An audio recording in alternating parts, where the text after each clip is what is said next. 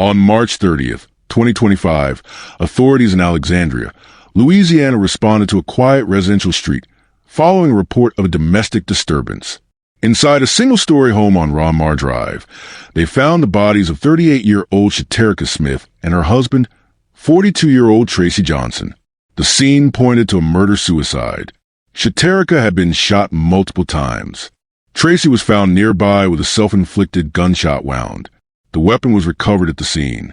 The timeline of the crime placed the incident in the early morning hours, just days after the couple had returned from their wedding. To outsiders, the couple had just celebrated what appeared to be a picture-perfect union. Social media posts showed carefully curated images of happiness, unity, and fresh beginnings. But investigators would soon uncover a pattern that contradicted the public image. Reports from individuals close to the couple began to emerge. Account of Tracy's controlling tendencies, arguments behind closed doors, and Shaterrica's growing isolation in the weeks leading up to the fatal event. There were no prior police reports, no formal complaints, no visible warnings to the public eye. Yet, behind the filtered photographs and smiling captions, something was unraveling. What caused a newlywed husband to pick up a gun and end two lives in a matter of minutes? And how did no one see it coming? This case raises critical questions. How many warning signs go unnoticed? What patterns are ignored until it's too late? And can a relationship that looks perfect from the outside conceal something fatal within? If you enjoy real crime stories that uncover the truth, don't forget to subscribe. Your support helps us share real cases, spread awareness, and give a voice to those who can't speak for themselves. Before we begin, let us know in the comments, where are you watching from? And what are your thoughts as the story unfolds? Welcome to True Crime Uncovered, where we examine the cases that shake communities and expose what happens behind closed doors. Real stories, real people, real impact. Subscribe now and turn on notifications. You won't want to miss what's coming next. Tracy Johnson, age 42, was a man behind a March 30th, 2025, murder-suicide in Alexandria, Louisiana. His name first appeared in official police bulletins following the discovery of two bodies at a residential address on Murd Drive. Public employment records for Tracy Johnson remain limited. Local reports suggest he held various short-term labor and contracting roles with no stable long-term employment. He was not known to run a business or hold a professional license in Louisiana. Former co-workers described him as private, often keeping to himself on the job, with minimal workplace conflicts. No publicly documented criminal history or previous arrests were found in Tracy's background. He was not listed in any prior court filings related to domestic violence, restraining orders, or civil suits. However, unverified local accounts point to past disputes with family members, though none escalated to legal proceedings. To acquaintances and casual observers, Tracy appeared quiet and polite. He was active on Facebook, but rarely posted personal content. Friends described him as low-key and reserved. Privately, however, individuals close to Shaterrica have since reported that he displayed signs of extreme possessiveness and verbal aggression. His personality reportedly shifted in intimate settings, where control, suspicion, and jealousy were more dominant. No public records confirmed a previous marriage. However, one former partner, speaking anonymously post-incident, stated that Tracy exhibited controlling tendencies in their relationship, prompting her to end it. This claim was not part of any legal action or official report, which left no documented pattern of domestic misconduct. Individuals interviewed after the incident described a pattern of possessiveness. Tracy allegedly monitored Shaterrica's social media interactions, questioned her communication with male contacts, and discouraged her from attending events without him. Shifts in his mood were noticeable, ranging from intense affection to episodes of silence and anger without clear cause. There are no documented mental health evaluations, institutional stays, or therapy records publicly available. However, those close to the couple have since stated that Tracy displayed signs of paranoia and emotional instability, particularly in the months leading up to the murder. No diagnosis was confirmed or treated. According to law enforcement reports following the incident, the firearm used was legally obtained and registered in Tracy Johnson's name. It is not publicly known when the weapon was purchased. There were no known restrictions or mental health red flags that would have legally barred him from owning a firearm. Should more systems be in place to screen individuals like Tracy for emotional instability before firearm access? Tracy Johnson and Shaterrica Smith met in early 2023, reportedly through mutual connections on social media. Their initial interactions were described as enthusiastic. Within weeks, Tracy began appearing in Shaterrica's online posts and updates. Their relationship progressed quickly. By mid-2023, the two were considered a couple. By the end of that year, they were already living together. Family and friends observed that the relationship developed with unusual speed, especially considering Shaterrica was raising 2 children from a prior relationship. Tracy proposed to Shaterrica in late 2024. The engagement announcement was made public via Facebook. The post received numerous congratulatory messages. No formal objections were recorded at the time, but close friends have since disclosed private concerns about how fast things were moving and how controlling Tracy seemed in group settings. From their first meeting to marriage, the span was less than 2 years. Their wedding took place in March 2025, just days before the fatal incident. According to attendees, the ceremony was well-coordinated and public. The couple appeared composed, and there were no visible signs of strain on the day. However, post-event reviews revealed subtle behaviors. Tracy frequently redirected conversations, maintained a firm hold on Shaterrica during photo sessions, and discouraged independent interactions. Sources who spoke on condition of anonymity confirmed that Shaterrica had confided in a close friend about feeling smothered and constantly watched. She allegedly mentioned second thoughts about proceeding with the wedding, but no direct intervention occurred. Her family, while supportive, reportedly remained cautious but uninvolved. His relationship with Shaterrica escalated quickly and ended violently within days of marriage. Shaterrica's social withdrawal and subtle warning signs went largely unnoticed or unaddressed until it was too late. The facts here illustrate how instability can remain hidden beneath surface-level appearances. The absence of legal documentation does not always reflect the presence of abuse. Patterns in behavior, social withdrawal, and controlling dynamics may indicate danger long before a crime occurs. In March 2025, less than a week before the fatal shooting, 38-year-old Shaterrica Smith and 42-year-old Tracy Johnson hosted a wedding. There were no police visits, restraining orders, or filed complaints on record between the two. However, neighbors reported hearing elevated argument from the home around March 28, just 2 days before the murder. Number 911 calls were placed at that time. Multiple individuals noticed that Shaterrica gradually pulled away from longtime friends, ceased attending local events, and reduced her communication on social platforms. Her posts, once frequent and candid, became sparse and overly curated. One friend remarked that it seemed as though her online presence was being filtered. Is it possible for a toxic or abusive relationship to appear perfect from the outside? Tracy Johnson had no formal criminal or mental health record, but exhibited clear behavioral patterns consistent with control, jealousy, and possessiveness. He was legally armed and left no paper trail of instability that might have triggered preventative measures. Ding ceremony in Alexandria, Louisiana. To friends, family, and online followers, the occasion marked the beginning of a new chapter, one that appeared filled with joy, love, and stability. The ceremony took place in a modest venue commonly used for local celebrations. Though not widely publicized in mainstream media, the wedding was documented heavily on social media. Dozens of posts showed the bride in a traditional white gown, Tracy in a formal suit, and both surrounded by friends and family. Photos captured stage affection, group poses, and close-ups of wedding details, from coordinated outfits to smiling toasts. Attendees included immediate family members, longtime friends, and co-workers from both sides. At face value, nothing about the event seemed unusual.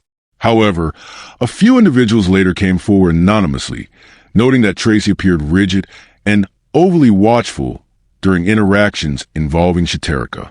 Some recalled him stepping in to answer questions directed at her or visibly reacting to male guests speaking with her. In group photos and videos, subtle signs of strain were later observed.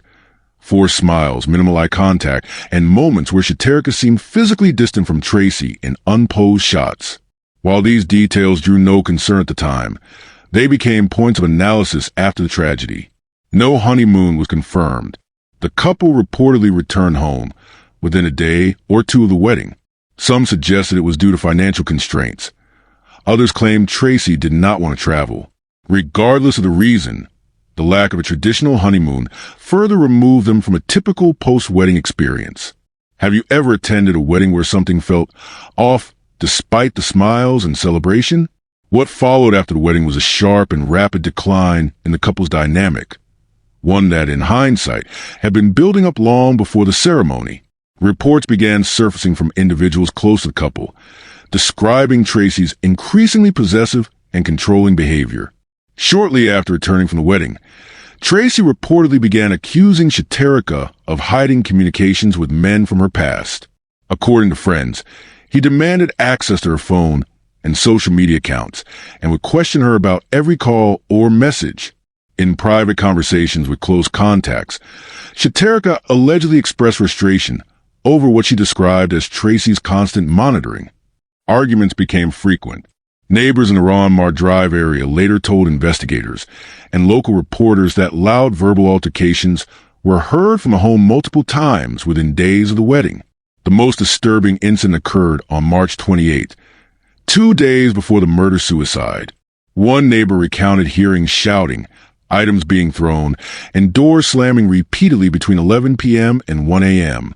Shaterrica's public presence also changed. Known previously for her active engagement on Facebook and TikTok, where she often posted motivational content, photos of her children, and lifestyle clips, her activity dropped sharply. Between March 25th and March 29th, she posted only once, a photo with the caption "New Beginnings," which now reads like a haunting timestamp. People close to her began noticing she wasn't responding to messages, missing calls, or accepting invitations to meet. When asked, she reportedly replied that she was busy settling in or taking a break from everything. None of her responses raised immediate alarm at the time. Despite growing internal stress, no police reports were filed. There were no known protection orders or previous domestic incident records linked to the couple. This created the impression that the relationship was stable, even while serious emotional manipulation was occurring behind the scenes. There were no outward signs of physical violence that friends or family recalled. However, the emotional and psychological red flags were evident in retrospect. Rapid withdrawal from normal behavior, loss of independence, and signs of surveillance or dominance in the relationship dynamic. What behaviors would you personally identify as early signs of emotional abuse? This section of the story makes one reality clear. A wedding is not proof of a healthy relationship. Public gestures and ceremonial moments can often hide private dysfunction. In this case, a celebration meant to mark a new beginning was only days away from becoming a fatal end. The silence before the crime wasn't due to absence of danger. It was a calm between psychological control and irreversible violence. If you or someone you know is experiencing any signs of emotional abuse, it is important to speak with a trusted individual or seek help from professional resources. Abuse does not always begin with bruises. It often starts with small restrictions, isolation, or patterns of manipulation, many of which were present in the final days of Shaterrica Smith's life. At approximately 4:35 a.m. on March 30th, 2025, officers from the Alexandria Police Department were dispatched to a residence on the 5900 block of Murd Drive. The call was logged as a domestic disturbance. The neighborhood, generally quiet and residential, rarely saw significant police activity. However, that morning would be different. The house in question belonged to newlyweds, 38-year-old Shaterrica Smith and her 42-year-old husband, Tracy Johnson. Upon arrival, officers found no signs of forced entry. The home was locked from the inside. There was no immediate sound from within, no movement, no response. When they made entry, what they discovered confirmed the worst. Both Shaterrica and Tracy were found dead inside the residence. The early assessment revealed that Shaterrica had suffered multiple gunshot wounds to her upper body. Tracy Johnson was found nearby with a single gunshot wound to the head. A handgun was located near his body. The positioning of the victims, the presence of the weapon, and the lack of evidence pointing to a third-party involvement led police to immediately treat the scene as a murder-suicide. Detectives determined that the shootings likely occurred several hours before police were called. It was unclear whether anyone had heard the gunfire. Shaterrica's 2 children were not at the residence during the incident. According to statements later provided by family members, the children were spending the weekend with their biological father, a detail that spared them from being present during the crime. In your opinion, what kind of emergency protocol should neighbors or friends follow when they suspect something is wrong in a nearby home? Following the discovery, the Alexandria Police Department launched a formal investigation into the events of March 30th. The objective was to establish the timeline, confirm the weapon's origin, and rule out external involvement. Ballistics testing was conducted on a handgun recovered from the scene. The firearm was legally registered to Tracy Johnson. The bullet casings found at the scene were matched to the weapon, confirming that it was used in both Shaterrica's death and Tracy's subsequent suicide. Based on wound patterns and trajectory analysis, investigators concluded that Tracy shot Shaterrica multiple times before turning the weapon on himself. The autopsy results further supported this conclusion. The Rapides Parish Coroner's Office confirmed that Shaterrica died from multiple gunshot wounds. Tracy's cause of death was consistent with a single self-inflicted shot to the head. Toxicology reports have not been released publicly, but were reportedly part of the completed autopsy files. During the background investigation, law enforcement reviewed call logs and public records. There were no prior domestic disturbance calls linked to the couple. Neither Shaterrica nor Tracy had filed for protective order. There were also no police reports on record documenting domestic violence or threats within the household. However, after the incident, friends and acquaintances began to share anecdotal accounts that pointed to escalating tension between the couple. Shaterrica had reportedly withdrawn from some of her regular social interactions in the weeks following her wedding. Some friends later told local media outlets that she seemed distant and distracted, though no one suspected imminent violence. Others recalled signs of controlling behavior from Tracy, including frequent jealousy and unprovoked accusations. Despite these reports, there was nothing in the public record to suggest an imminent threat. No family members had raised alarms. No neighbors had reported disturbances prior to the morning of March 30th. With physical evidence in place, witness statements collected, and no indication of third-party involvement, the Alexandria Police Department officially classified the case as a murder-suicide. The investigation was declared closed, pending any new or conflicting evidence that might arise. Should law enforcement be more proactive when there's clear emotional instability, even without prior violence?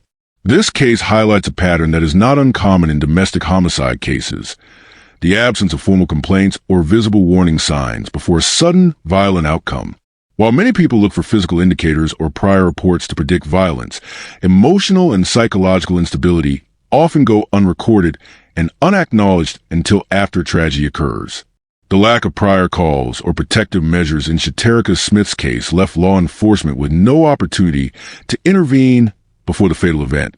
It also demonstrates the limitations of current domestic violence prevention models, which often depend on the victim's ability or willingness to report. The fact that this murder-suicide occurred so soon after the couple's wedding further complicates the narrative. Friends and family were likely caught off guard, still viewing the couple through the lens of public celebration and romantic commitment. But behind closed doors, something far more dangerous was unfolding. This case raises urgent questions about how communities, families, and institutions assess risk in relationships where there are no prior formal indicators. It also invites a reevaluation of how society interprets warning signs and whether more proactive intervention strategies should be developed, even when a partner has never called the police or filed complaint. The tragic end of Shaterrica Smith and Tracy Johnson is now part of the growing list of domestic homicide cases, where the only sign of danger was the silence before the final act. In the days following the March 30th, 2025 murder-suicide in Alexandria, Louisiana, attention quickly shifted from the crime scene to the digital space. As investigators finalized reports, the public turned to social media to make sense of the deaths of 38-year-old Shaterrica Smith and her husband, 42-year-old Tracy Johnson, just days after their wedding. One of the last visible digital footprints left by Shaterrica came in the form of a short caption, "New Beginnings." The post, published days before her death, accompanied a smiling photo from what appeared to be the couple's wedding celebration. It immediately gained traction after the murder-suicide was reported. Dozens of comments appeared within hours. Most were expressions of disbelief. Others simply questioned, what happened? Within 24 hours of news coverage, Shaterrica's social media pages were flooded with tributes, condolences, and speculation. Her photos, especially those from the wedding, were reshared across Facebook and TikTok. Many posts were accompanied by hashtags like hashtag Justice for Shaterrica, hashtag Stop Domestic Violence, and hashtag Gone Too Soon. Commenters described her as vibrant, full of life, and undeserving of such a tragic ending. Simultaneously, the curated image of a perfect couple began to unravel. Friends and distant followers began piecing together subtle signs missed in real time. Changes in Shaterrica's posting frequency, cryptic quotes, and her decreasing engagement with online friends in the weeks leading up to her death.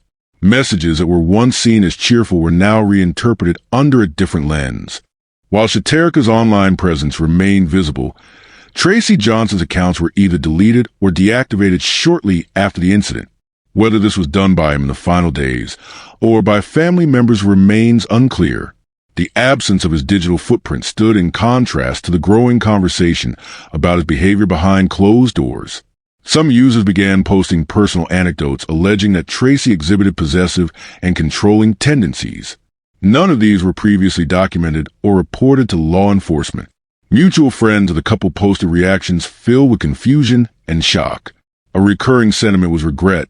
Statements like, "We should have checked him more," and "They look happy, but something was clearly wrong." Offline, these same friends reportedly told media sources that Shaterrica had gradually pulled away from longtime contacts and avoided discussing details of her relationship. Viral posts led to wider engagement. Advocates for domestic violence prevention used the case as a teaching point, emphasizing how emotional abuse can go unnoticed when masked by outward displays of affection. Awareness campaigns emerge on Instagram and TikTok, sharing signs of controlling relationships that often precede violence, using Shaterrica's case as an example. How does social media help or hurt victims in abusive relationships? Can public image pressure prevent someone from speaking up when they need help the most? Behind the online activity was a family now grappling with immediate loss, legal implications, and long-term trauma. Shaterrica was a mother of 2 children from a previous relationship. At the time of the murder-suicide, the children were not present in the home. They were staying with their biological father. According to court filings days later, full custody was returned to him permanently. Shaterrica's family issued a brief public statement through a local community advocate. In it, they expressed deep grief and described their daughter as loving and full of life. What stood out, however, was their direct mention of regret. "We missed the signs," the statement read. "We thought she was safe. We thought she was happy." The family also asked the public to remember her beyond the tragedy, to focus on her legacy as a mother, daughter, and friend. In contrast, Tracy Johnson's family did not release a detailed statement. A brief notice circulated through local news. "We are grieving privately and ask the community to respect our silence during this time." No interviews or clarifications followed. This lack of response drew mixed reactions online. Some users criticized the silence, while others argued that the family had no obligation to speak during their own grieving process. A community-led memorial for Shaterrica was organized on April 2nd, 2025, just 3 days after the incident. Held in Alexandria City Park, the vigil was attended by dozens of friends, extended family members, and domestic abuse awareness groups. Candles were lit, photos were displayed, and local clergy spoke on the hidden dangers of emotional abuse. Volunteers handed out resource cards for counseling, shelter access, and emergency hotlines. Following the vigil, counseling services in Rapides Parish saw an uptick in activity. Women's centers reported an increase in contact from individuals seeking support, many of them stating they recognized behaviors in their own partners that mirrored what had been described in the case. Shaterrica's name, though associated with a crime, became a point of reference in several educational workshops in the months following. Do you think family members of an abuser owe the public an explanation or apology? Or is silence a form of protection for themselves or for others involved? What began as a celebration, a new marriage, a new chapter, ended in tragedy. The aftermath extended far beyond the crime scene. It lived on in digital spaces, in conversations around dinner tables, in classrooms, in counseling centers, and in courts. The digital portrait of Shaterrica and Tracy was carefully constructed, but it wasn't complete. It didn't show the controlling behavior, the rising tension, the emotional isolation, or the fear. By the time the truth was visible, it was already too late. The responses from friends, family, and the broader community show how much is often unknown, even to those closest, and how much is often left unsaid, even by those suffering. The impact of the case extended well beyond the crime scene. Following widespread media coverage, local domestic abuse hotlines began to experience a noticeable increase in calls. Alexandria-based support centers reported a spike in inquiries, not just from victims seeking help, but from family members and co-workers asking how to identify signs of abuse. The tragedy had exposed a glaring truth. Many cases of domestic violence remain invisible until it's too late. Shelters and advocacy organizations began expanding outreach, holding impromptu seminars, workshops, and discussions centered around prevention. In particular, there was a renewed push to inform the public about emotional abuse, often overlooked because it leaves no physical marks. Tracy Johnson had no prior history of reported violence. Yet behind the scenes, accounts described a controlling and unstable partner whose behavior had escalated in private. Alexandria Police Department responded by encouraging more community involvement in prevention efforts. Officers participated in school talks and public meetings to educate residents on behavioral red flags, emotional manipulation, and how to report suspected abuse safely and anonymously. Shaterrica's case is now referenced in several local campaigns promoting domestic violence awareness. Her story is used in training materials distributed in counseling centers, hospitals, and schools to underscore how abuse can exist silently beneath a polished surface. For many, the image of a newlywed murdered within days of her wedding was a grim but powerful wake-up call. What more can be done at a community level to prevent tragedies like this from repeating? This is the question now driving conversations across Louisiana and beyond. Some argue for stronger mental health screening in marriage counseling. Others call for mandatory domestic violence education in schools and workplaces. Still others suggest that friends and family need to be more proactive, asking difficult questions, and watching closely when someone they care about withdraws or changes behavior abruptly. Even after the case was closed by investigators as a murder-suicide, several critical questions remain unanswered. These gaps leave space for analysis, debate, and perhaps new understanding of how domestic tragedies unfold. The catalyst for Tracy Johnson's fatal decision remains unknown. There were no reports of final confrontation, no suicide note, and no digital trail revealing his mindset. It's unclear whether an argument occurred in the final hours or if he acted alone in a premeditated manner.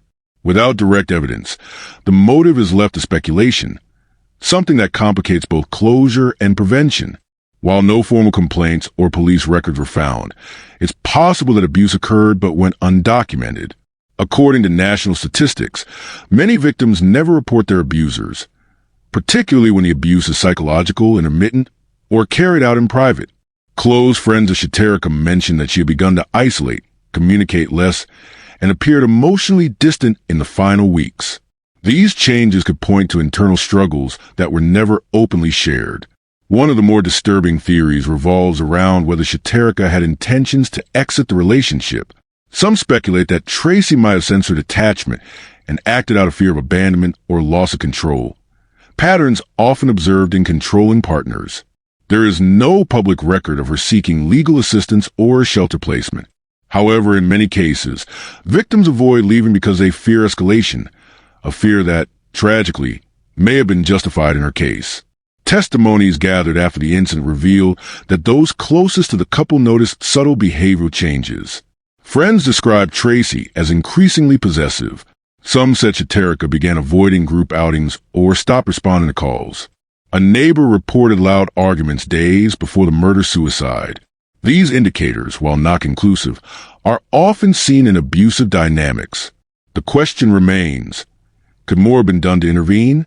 This question continues to fuel community discourse.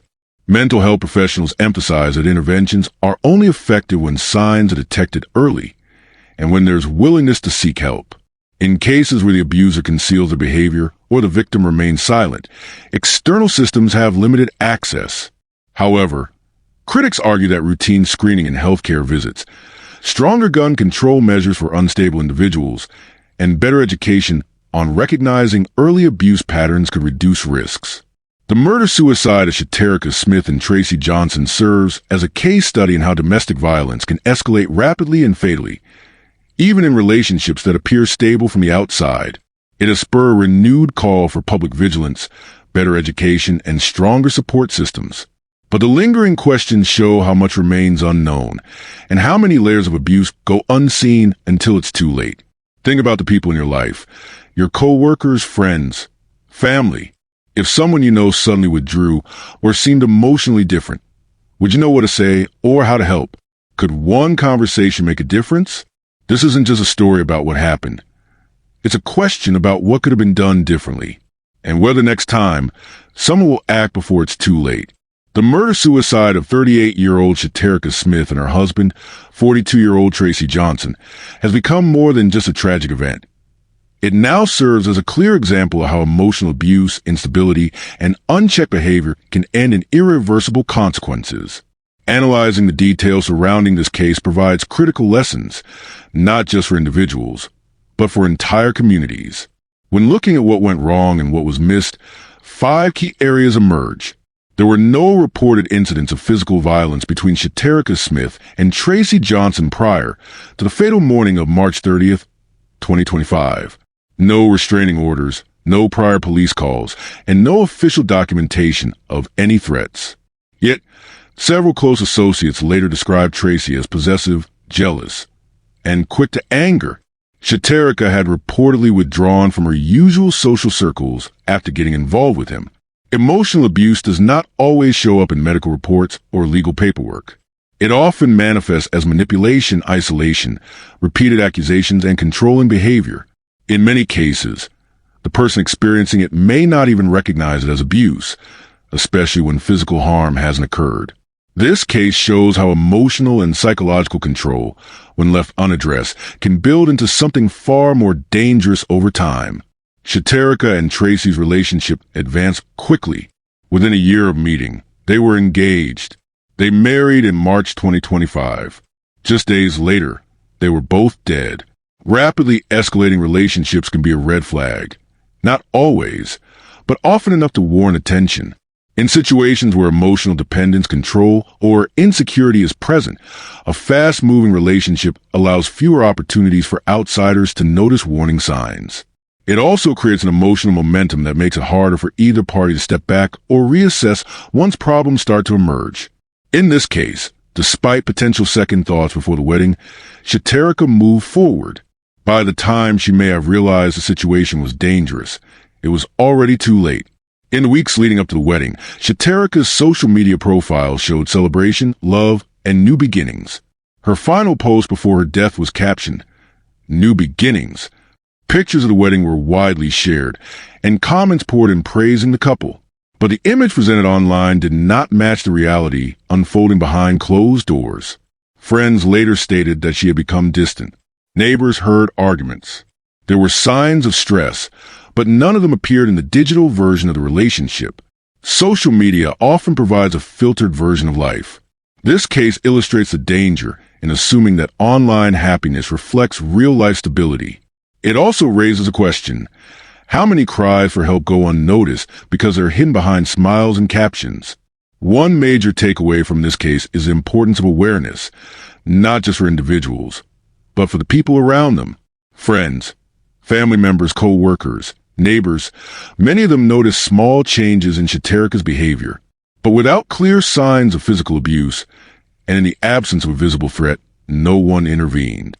Often, individuals experiencing emotional or psychological abuse either downplay it or don't recognize it themselves. That's why it's critical for communities to be trained to recognize early signs. frequent isolation, major personality shifts, constant checking in with a partner, sudden emotional distress after phone calls, or fear about making plans. When red flags appear, even if they seem minor, it is better to ask difficult questions than to assume everything is fine. Preventing cases like this starts long before the violence happens. It starts with schools teaching young people about healthy versus toxic relationship dynamics. It continues with workplaces and communities offering training on how to recognize abuse that isn't physical. It requires better access to mental health support for individuals showing signs of instability or control issues. In Tracy Johnson's case, there were indicators of emotional volatility. Whether anyone knew the extent is unclear, but with proper intervention, through counseling, peer engagement, or legal checks tied to gun ownership, this could have potentially been prevented. Additionally, for people like Shaterrica, accessible support systems could offer a chance to speak up before things turn deadly. This includes anonymous hotlines, community centers, domestic violence shelters, and protection mechanisms that don't require someone to wait until physical abuse happens before getting help. The deaths of Shaterrica Smith and Tracy Johnson represent a worst-case outcome, a dangerous pattern that went unchallenged. No one filed reports. No physical injuries were ever seen. No one suspected that within a week of their wedding, one of them would end the other's life. This case underlines 5 critical points. Emotional abuse can escalate to deadly violence. Fast relationships should be observed with caution. Social media often hides the truth. Communities need more training to recognize signs. Prevention starts with education and early intervention. These lessons aren't hypothetical. They're practical, actionable, and they apply everywhere. Recognizing the signs and asking questions early could be the difference between survival and tragedy. Have you ever noticed subtle signs of control or manipulation in someone else's relationship? What steps would you take today if you suspected someone you know was at risk? If you found this story as gripping and heartbreaking as we did, don't forget to like this video and share it with others. And if you want to hear more true crime stories that uncover the mysteries behind these tragic events, make sure to subscribe to our channel and turn on the notification bell. You won't want to miss our latest stories, updates, and discussions. Thank you for joining us on this journey to seek justice and explore the truth. Together, we can make a difference. Until next time, stay safe and stay aware.